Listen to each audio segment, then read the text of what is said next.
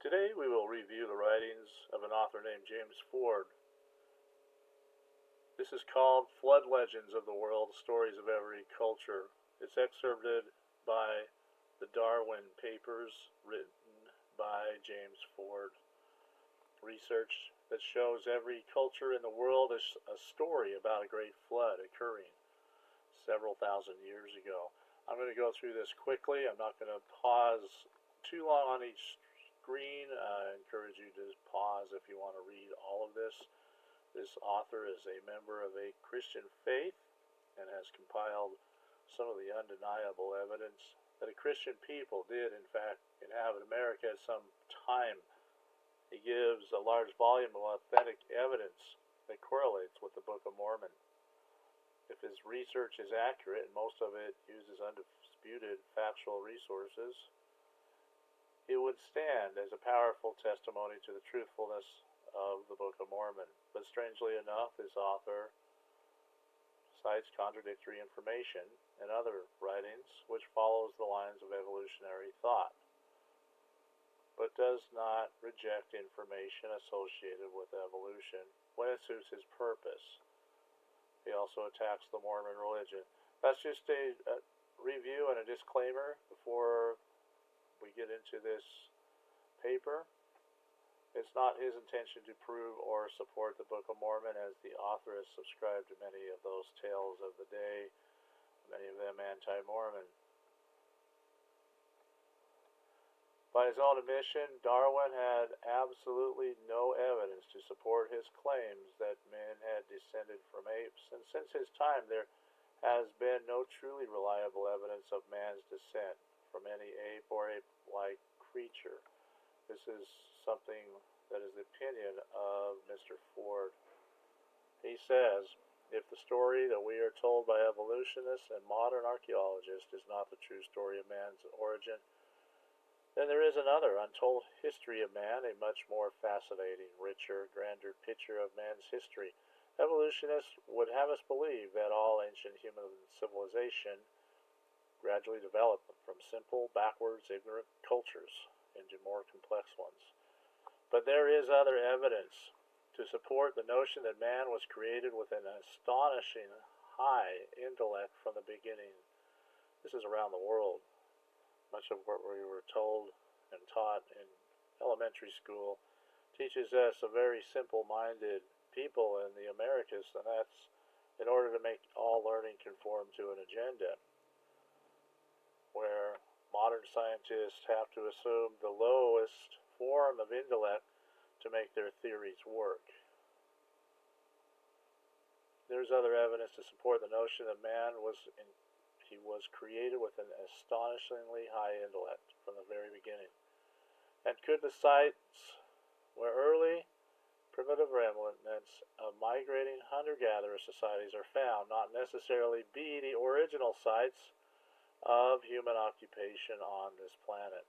They are only indications of small wandering populations of settlers, exploring parties repopulating the earth after some worldwide cataclysmic disaster. A disaster that had destroyed a previously highly advanced civilization that spread to the ends of the earth. Were these primitive sites merely the farthest outposts of colonizing expeditions, setting out from early centers of civilization after the flood of Noah, and not what they would call brute savages with little intellect separated from our own world by vast periods of time, during which evolution supposedly occurred? Let us take a fresh look at mankind's history. Fresh, that is, compared to the standard dry, lifeless evolutionary story, and yet at the same time it is an ancient perspective free of the evolutionist bias.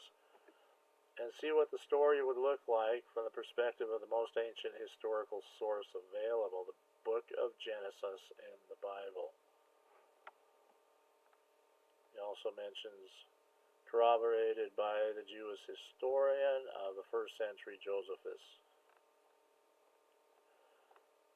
Over 140 different ancient cultures on the face of the earth have a flood legend, yet they are unconnected to each other historically. In other words, the only possible explanation for the transmission of these legends would be from one generation to the next, going back to the actual eyewitnesses of the event. In the stories passed down among various Indian tribes of North and South America, all the way from the Alaskan Algonquin Indians on down through the Hopi to the Mesoamerican Indians with their classic Popol Vuh and the mythical land of Azatlan, quite similar in pronunciation to Atlantis, we find flood legends. The Pima Indians of southwest Arizona have a legend of their founding father who climbed a mountain to escape a great flood, and then descended the mountain to found the tribe. The beginning of Mayan history, according to their calendar, began in 3135 BC,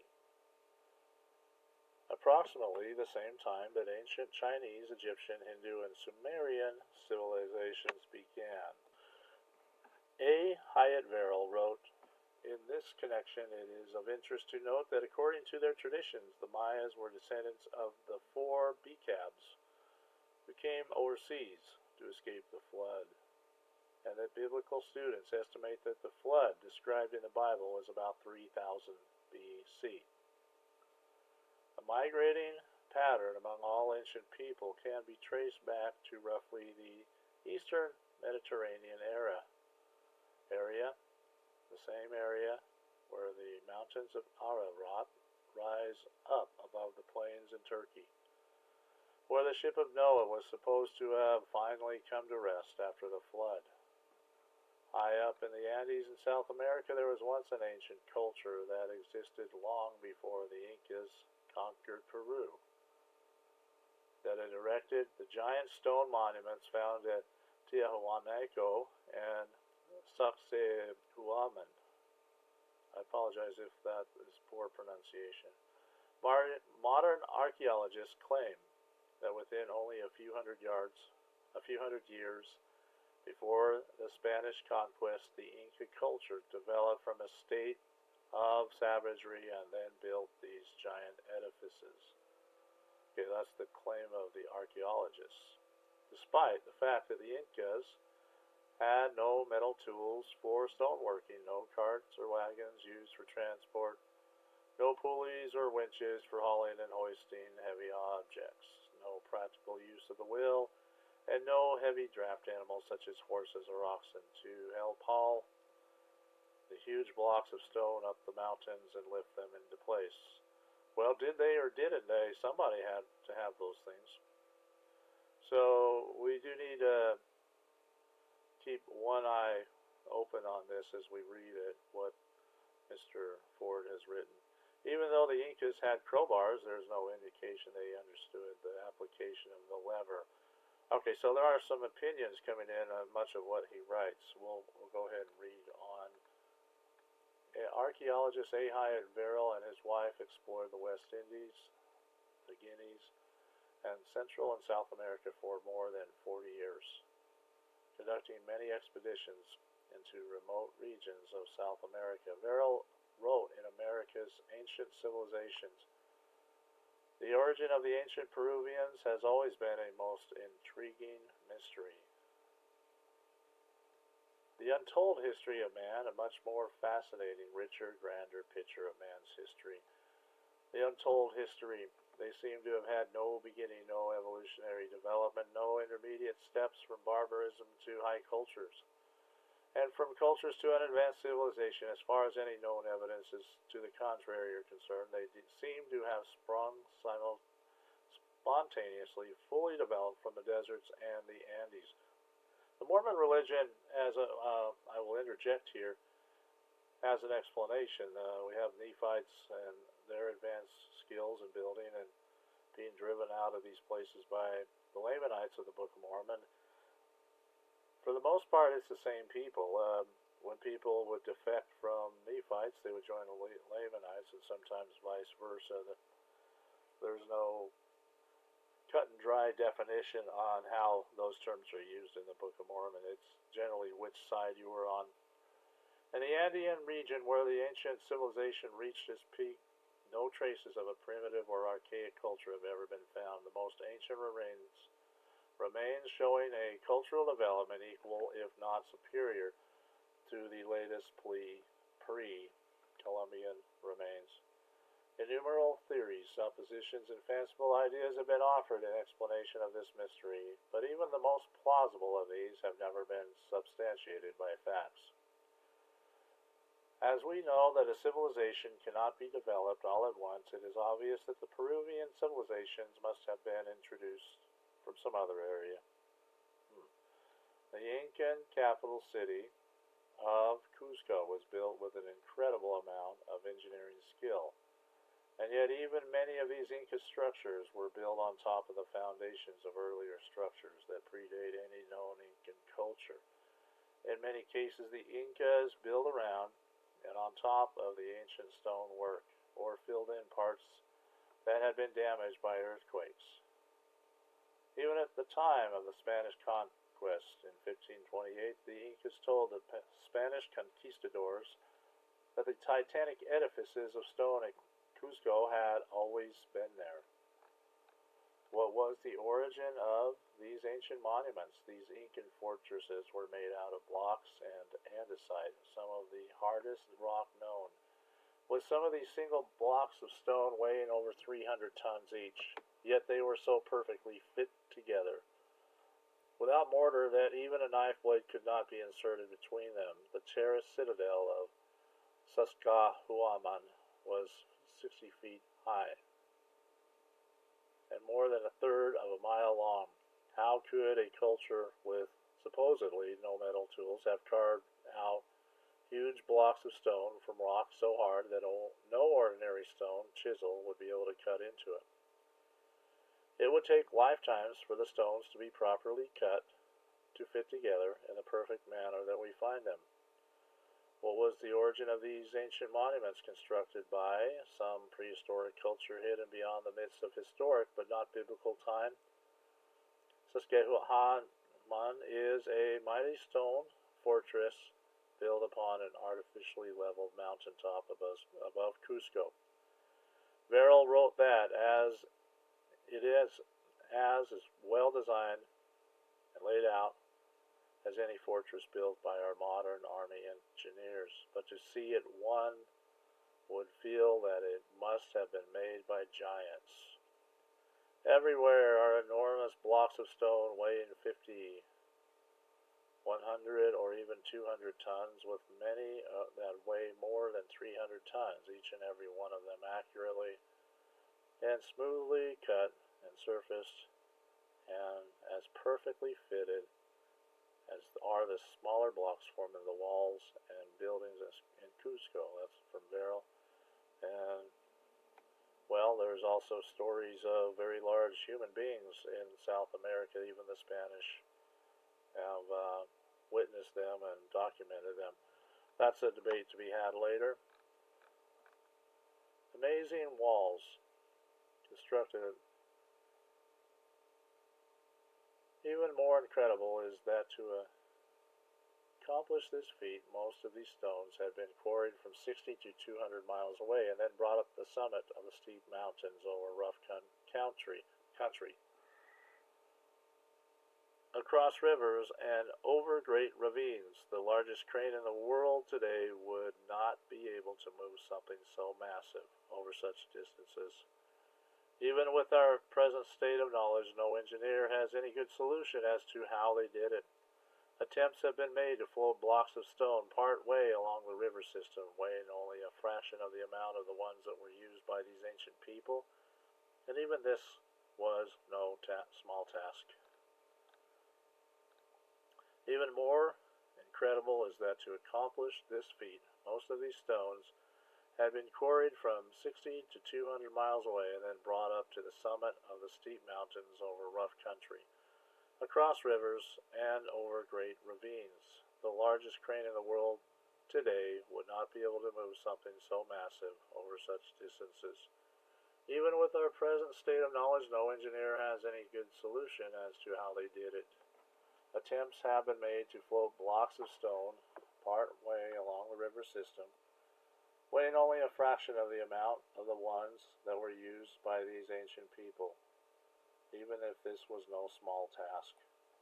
Verrill describes some of these achievements in his classic America's Ancient Civilizations. The most striking and remarkable features of Cusco and other Peruvian Andean cities are stupendous. Amazing walls constructed of most perfectly cut stones put together without mortar or cement, yet so accurately fitted together that even today a thin 1/100th of an inch blade cannot be inserted between them. No two stones are alike.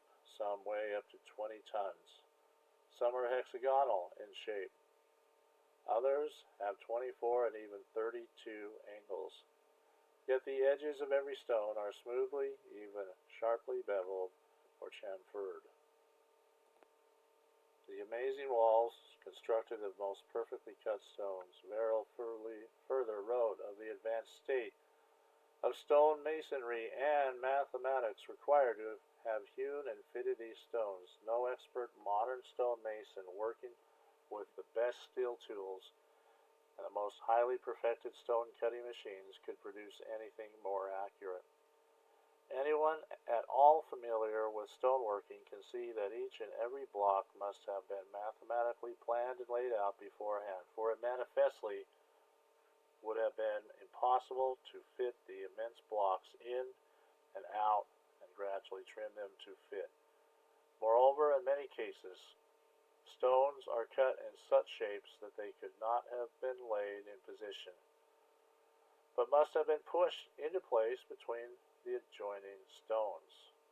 The only way in which stones could have been fitted with such incredible accuracy was by cutting each block to extremely fine measurements, or by using a template, a process that would indicate advanced knowledge of engineering. I will pause it here so the viewer can look at the screen as it just continually emphasizes the magnitude of this very difficult task, how these stones were transported and put into place. How were there such titanic blocks of stones brought to the top of the mountain from the quarries many miles away? How were they cut and fitted? How were they raised and put into place? No one knows. No one can even guess. There are archaeologists, scientists, who would have us believe that the dense, hard, andesite rock was cut, surfaced, and faced by means of stone or bronze tools. Such an explanation is so utterly preposterous that it is not even worthy of serious consideration. No one has ever found anywhere any stone tool or implement that would cut or chip the andesite, and no bronze ever made will make any impression upon it. How far back do these stones go? Would it predate the flood? Well, we keep reading to see if he's come up with anything. Moreover, even were there stone hammers and picks capable of cutting the rock, it would have required lifetime centuries to have hewn a 300-ton or even a 50-ton block of the stone into anything even approaching the monoliths that are there by the thousands. Furthermore, every engineer, every stonemason who has examined the Cusco stonework has declared it would have been utterly impossible to have cut, fitted, and chamfered them without using a chisel and a maul. That only by striking a chisel or sharp blow could the stones have been cut. But no one has ever found a stone chisel capable of cutting the dense, hard rock. A stone chisel, even if of material harder than rock, would be shattered and broken when struck.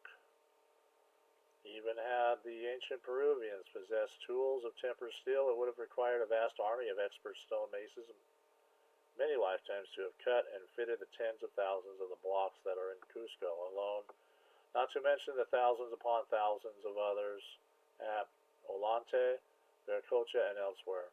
Verrill described the incredibly different task of constructing these edifices. To quarry and cut a block of stone weighing several hundred tons and transport it across many miles of rough country, ferry it over wide rivers, and lifted to a mountaintop would be a titanic undertaking even today. Railways would have to be built, immense steam cranes used, and steel cables and pulleys employed. To be sure, it is no great feat for a modern steamship to lift a 100-ton locomotive and swing it aboard ship, but that is simply a lifting job. An adequate power and derrick booms are all that are needed, but it is quite another job to carry such a weight overland and across rivers and to the summit of a 1,000-foot mountain. How such feats were accomplished by the ancient Peruvian engineers, no one can satisfactorily explain. If a manpower alone were used, it would have required so many men hauling and tugging that they would have been in one another's way. And how could they have fastened the necessary thousands of ropes to a stone monolith? And yet, we find that hundreds upon hundreds of them were transported.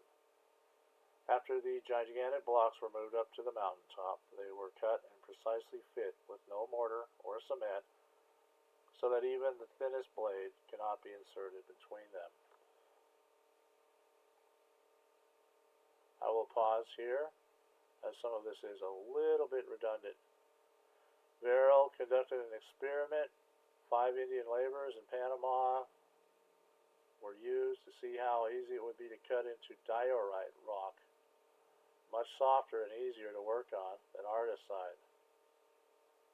He selected a section of broken column and some chocolate ruins and had them work on a rough design he had drawn in a column. They worked from morning to night for 10 days, but they made no noticeable impression on the column and merely succeeded in wearing out their tools. Many archaeologists derided the idea that there was an ancient culture before the Incas that had achieved such a high degree of technology, despite the evidence that Verrill and others had shown. He compares the great cathedrals of Europe, hundreds of years in the building. That was hundreds of highly skilled artisans working steadily, equipped with excellent tempered steel tools, cutting and carving, setting stones in place, living and dying with their work, and finished and leaving their sons, their grandsons, and their great-grandsons to carry on until, after centuries, the building was completed.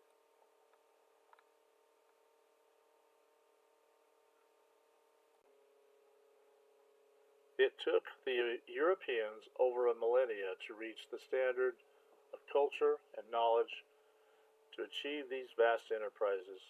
Verrill's response to the preposterous notions of archaeologists such as Steinbeck, who claimed that the Incan culture had only been a few centuries old when the Spanish conquered them, and that the ancient ruins in Peru only dated from a civilization that began with the Incan emperor Mantucapac around 1300 AD, was, quote, Tommy Rot. Even at the time of the Spanish conquest of Peru in 1530, the Incas had no knowledge of when or by whom the magnificent structures were built. Today, scientists are finally forced to admit, in the light of the overwhelming evidence, that the Moche and Chimu cultures of Peru predated the Incan culture. Verrill mentioned that the Cathedral of Notre Dame was 551 years in its construction, Rheims 200 years, Tours 380 years, Nantes 406 years, Canterbury 400 years, Worms 100 years, and St. Stephen's 200 years. Yet, according to some of these modernizing archaeologists, the Peruvian Indians, equipped with nothing better than stone and bronze implements, erected hundreds upon hundreds of palaces, forts, walls, and temples, and other structures far larger, more massive, and entailing fully as great a knowledge of engineering, mathematics, and stone cutting as any building in Europe, all in the brief space of less than 300 years from the time they were primitive savages dwelling in thatched huts. This is a quote by Viral, page 248. His language is sarcastic, if not inappropriate. Quote, remnants of a pre-Incan culture in Peru known as the Chimus had been unearthed, where it was discovered that they used quite a sophisticated technique for the gold leaf finishing on their ornaments, which was an electroplating process to gild their metal sculptures with gold. In order to accomplish this task, they needed first of all an electric current, and then they would have had to heat the gold to be gilded up to temperatures in the neighborhood of 1450 degrees Fahrenheit. Not only was a knowledge of producing and harnessing electrical current necessary, but a sophisticated knowledge of physics, thermodynamics, and chemistry would have been needed as well. The Chimus also performed successful brain surgery, as evidenced by skulls that have been found with remarkably skillful incisions cut into them. One skull that had a silver plate inserted into it showed clear evidence that the patient survived the operation and lived for many years afterward, as the bone had grown around the edges of the plate. Has been stated, these walls were made of andesite, an extremely hard rock that even a diamond drill would have difficulty cutting into. Verrill conducted an experiment with 5 Indian laborers in Panama to see how easy it would be to cut into the diorite rock, much softer and easier to work with than andesite. That's referenced earlier. Pause if you'd like to read some of this. It's some of the same information we've already given you before.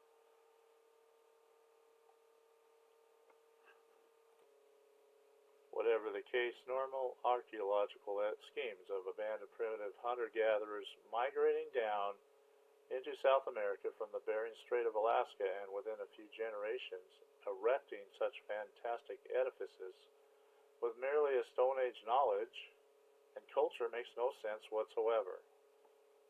The old Bering Strait theory for the origin of all the inhabitants of North and South America was actually proposed at the beginning of the 18th century by a Catholic monk. And this has become the standard thesis ever since, despite the fact there are a number of racial differences between South American Indians and Mongoloid people of Asia. Dr. Dennis Stanford of the Smithsonian Institute said of the North American Indians, the supposed ancestors of the South American Indians, quote, the last big breakthrough occurred in the 1920s and 1930s with the discovery that Paleo-Indians were here toward the close of the Ice Age, nearly 12,000 years ago, hunting giant bison and mammoths. Now, the cumulative evidence from a host of sites convinces most of us that man was here many thousands of years earlier. But so, we haven't found that unarguable site that establishes to everyone's satisfaction just who these people were or where they came. So, this is clear evidence that confusion reigns even to this day. The thesis that the South American Indians had developed their culture and learning within a span of a mere 200-300 years old development from a primitive hunter-gatherer society, as most archaeologists have been trying to pawn off on the public for years, is utterly preposterous. The Incas called their empire Tawantinsuyu. It stretched from the border of modern-day Ecuador to central Chile, a span equal to the distance from New York to the Panama Canal. They not only excelled in building projects, they had a highly developed science of agriculture with an extensive irrigation system of aqueducts to water their crops, so well constructed that sections of it are still usable today. The name for the Andes Mountains came from the Spanish term Andans, which meant terraced hillsides. Their water system consisted of perfectly fitted conduits that span mountains and ravines. We're quoting these individuals who have their own theories, but some of this should obviously bring out some contradictions in what they say. As they're checking theories against each other, they're finding many things that don't align with how traditional scientists want to frame this whole history. They had cultivated many varieties of cotton, maize, squash, beans, potatoes. Potatoes are not native to Ireland. Europe got the potato from Peru, is the claim. Peppers, cacao, squash, tomatoes, several distinct varieties of peanuts, pumpkins, melons, avocados, and sweet potatoes. They had more than a few varieties of corn, black corn, field corn, sweet corn, and popcorn. Farrell tells us that in the 400 years since Europeans reached the shores of America, even the best agriculturalists have failed to produce a single distinctive new variety of corn that was not already known to the ancient Peruvians. In fact, at the time of the Spanish conquest of Peru in 1532, the Peruvians had already developed frost-proof tomatoes and potatoes, mote corn, purple insect-proof potatoes, and varieties of squash.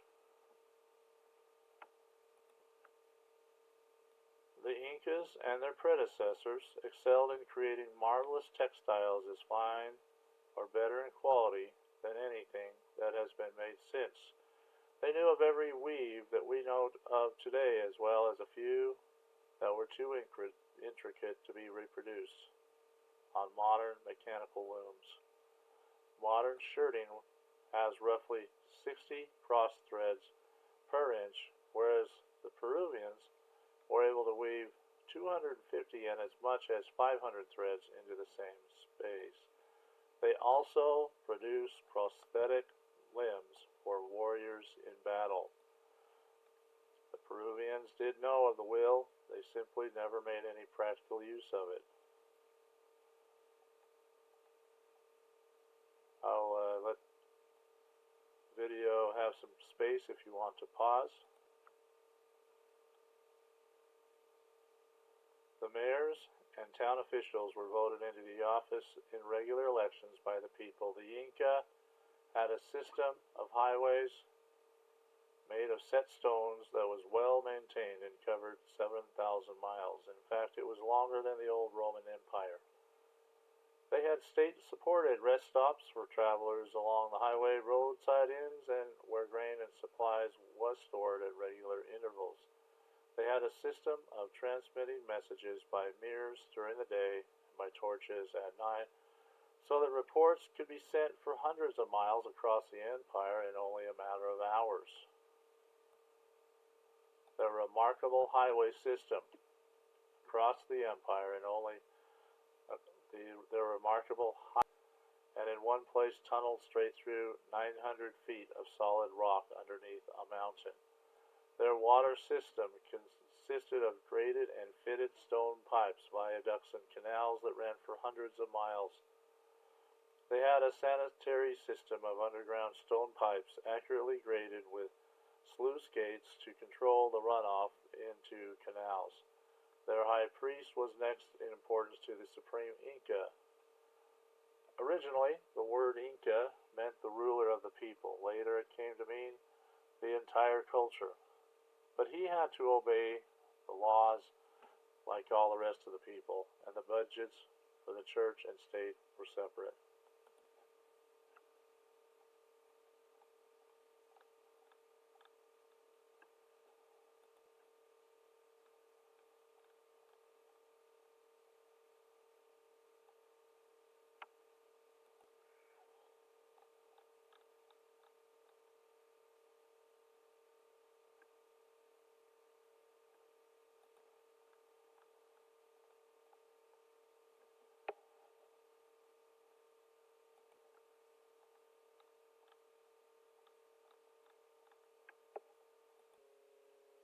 Now I have allowed the text to scroll as I remain silent to see if you're still watching this video. You can read it.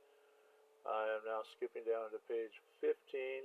After the Spaniards conquered Peru, they attempted to pull down the remaining blocks of stone from the ancient ruins at Cusco, but were unsuccessful. So they built their churches on top of them. Noted author and science writer Jonathan Leonard wrote of the Incan architecture, quote, "For their finest work they shaped, finished, and fitted massive blocks with such amazing accuracy that the joint between any two of them can be seen as a hairline but cannot be felt with the fingertip." The great earthquake of 1950 destroyed many of the Spanish structures that had been standing in Cusco since the time of the colonization, but it had little or no effect on the Incan foundations underneath that these later edifices had been built on. Could they have been originally raised up with the Andes after the time of the flood? The entire region of Central and South America is actually full of amazing building projects and sites that testify to an ancient, sophisticated culture, much more advanced and older than traditional archaeology would like to admit. Although slowly, as more and more evidence is uncovered, the fact becomes undeniable. The origins of the Zapotec of Central America's civilization are shrouded in mystery.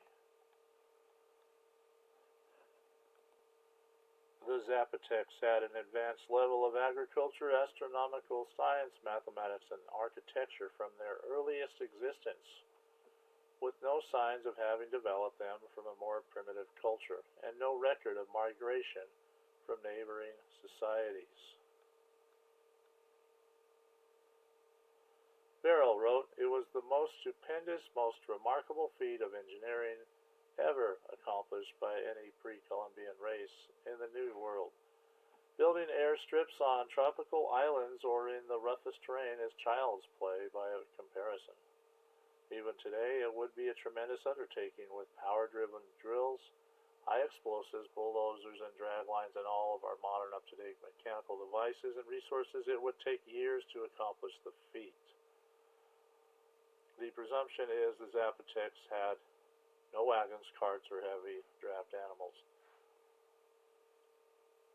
Barrow asks, can anyone actually believe, as archaeologists claim, that the colossal work was accomplished with crude stone implements, and that the broken rock was transported in baskets carried on human heads? No one with an atom of common sense and a smattering of knowledge of engineering problems can actually believe that the ancient Zapotecs cut away hundreds of thousands of tons of rock, filled yawning ravines and deep fissures with rubble, leveled an area hundreds of acres in extent, and built huge, imposing structures, all with no knowledge of steel tools, no explosives, no wheeled vehicles, and no beasts of burden. The Inca had a system of highways made of set stones that was well maintained and covered 7,000 miles. In fact, it was longer than the old Roman Empire.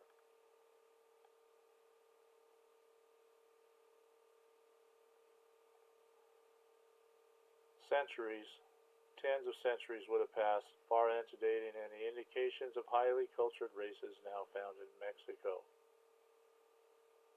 The ancient Mayan civilization in the Yucatan Peninsula had a positional numbering system that was even more precise than our own modern system.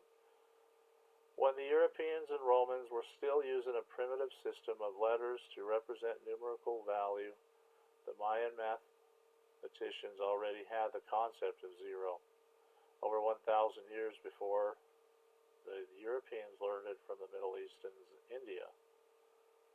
Not only were the Mayans quite advanced in their own mathematics, they had a calendar that was more accurate than our own.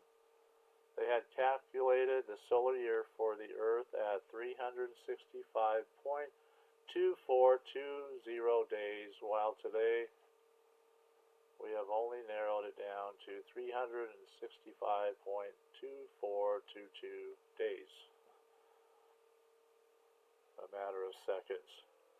Modern scholars are still wondering how the Mayans had the moon's orbit calculated to 53,059 divided by 100,000 of a day.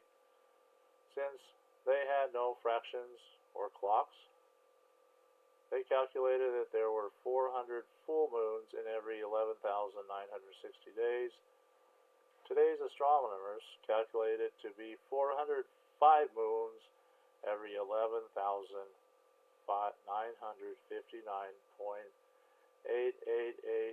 days.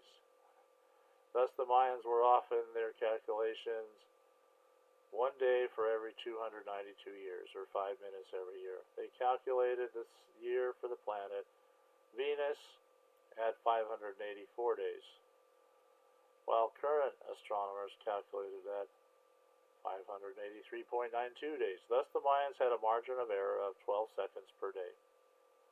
Yet their calendar went back, allegedly, 400 million years.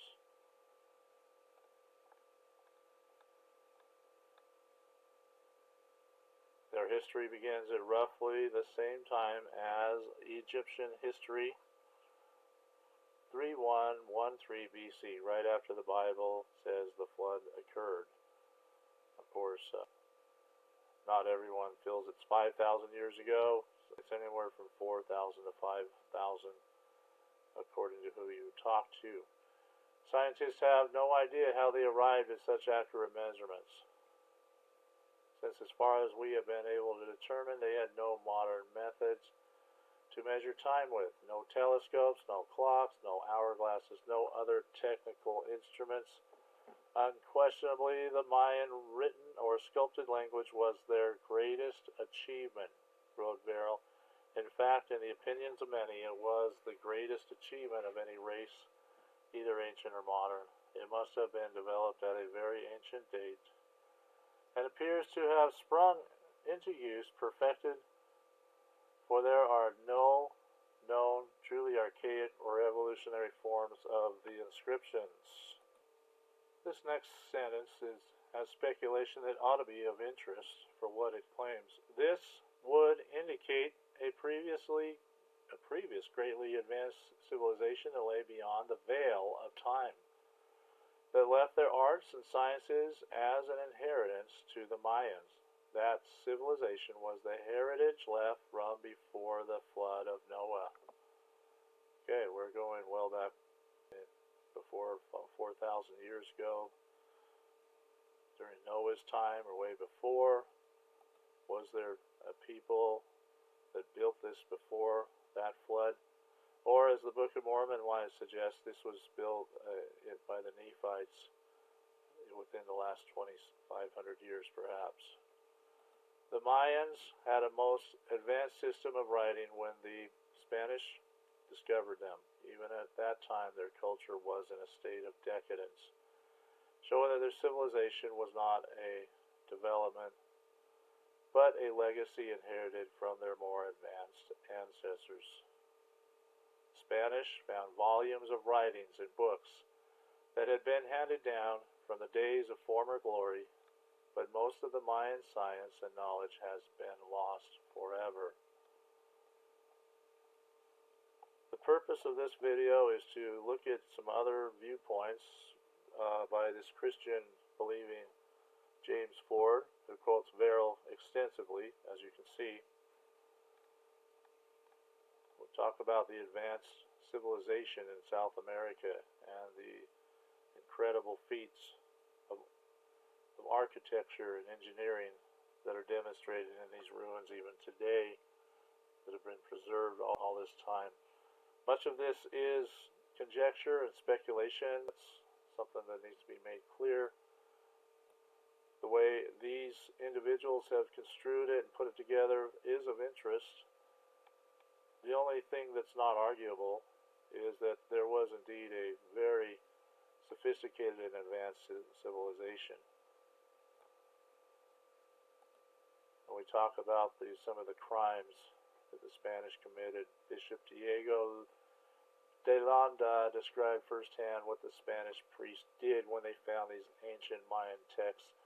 These people also made use of certain characters or letters with which they wrote in their books their ancient affairs and their sciences, and with these and drawings, and with certain signs in these drawings, they understood their affairs and made others understand them and taught them. We found a great number of books in these characters, and as they contain nothing in which there was not to be seen superstition and lies of the devil, we burned them all, which they regretted to an amazing degree and caused them much sorrow. Okay, so these Spanish priests judged this to not be something they recognized. They believed it was of the devil. So they destroyed these amazing texts, which may or may not contain what they were accused of, but we'll never know. It's probably contradictory to what the Spanish priests had been taught to believe in their superstitions, and they judged them rashly and destroyed what could have been a valuable resource. I'm going to scroll down, let this video run, talking about the city, Great Pyramid of the Sun, Pyramid of the Moon, immense size. You can pause and read that if you'd like. And of course, we're going to talk about, as we head to page 18,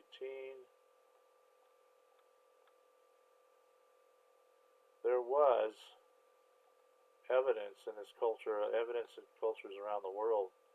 Well, they had beliefs in a great flood. And so, if you're interested in me making another video about that later, I can get into that portion of it. As for now, I'm going to be concluding this video. Please let me know if you have questions, comments. This is an exploratory video on a text that I'm not well familiar with, so you are reviewing it with me as I speak through it. Please comment, like, and subscribe. Thank you for watching.